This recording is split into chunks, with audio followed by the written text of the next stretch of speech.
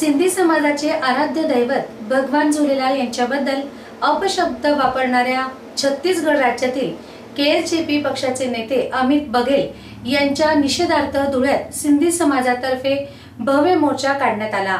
याचबरोबर अमित बघेल यांच्या पुतळ्याला काळे फासण्यात व जोडेही मारण्यात आले।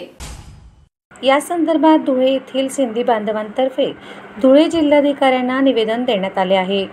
त्यात म्हटले आहे की सिंधी समाजाचे आराध्य दैवत असलेले भगवान झूलेलाल यांच्याबद्दल तसेच समस्त हिंदू सिंधी समाजाबद्दल रायपूर छत्तीसगड राज्यातील राजपूर येथे केएसजेपी पक्षाचे नेते अमित बघेल यांनी सार्वजनिक माणसावरून अपशब्द वापरले।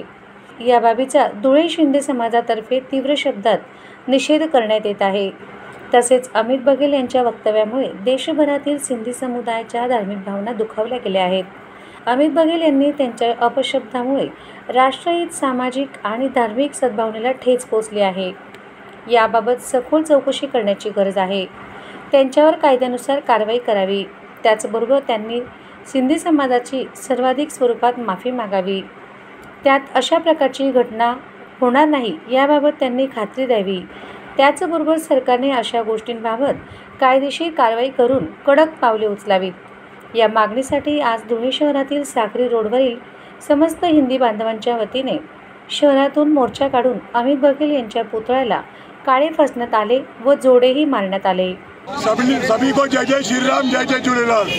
आज धुले शहर के समस्त सिंधी समाज ने भव्य एवं आक्रोश जलवा भरा मोर्चा निकाला है इस भड़वे अमित बघेल के लिए, जिसने हमारे सिंधी समाज के इष्ट देवता, जिनकी वजह से सिंधी समाज का वजूद जिंदा है, उनको अपमानजनक शब्द कहे।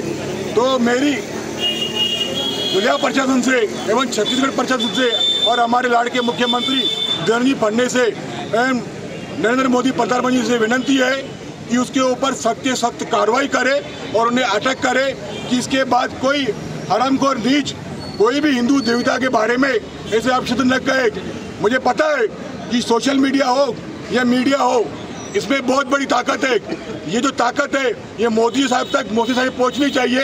ये मेरी सोशल मीडिया से भी विनती है और मीडिया से विनती है एवं प्रेस वालों से भी विनती है कि ये बात अमित जी शाह तक, मोदी साहब तक भी और अपने मुख्यमंत्री तक प्रशासन में पहुंचनी चाहिए। हमारी एक ही मांग है, उस भड़वे को अटक करो और उसके ऊपर सख्त से सख्त कार्रवाई करो।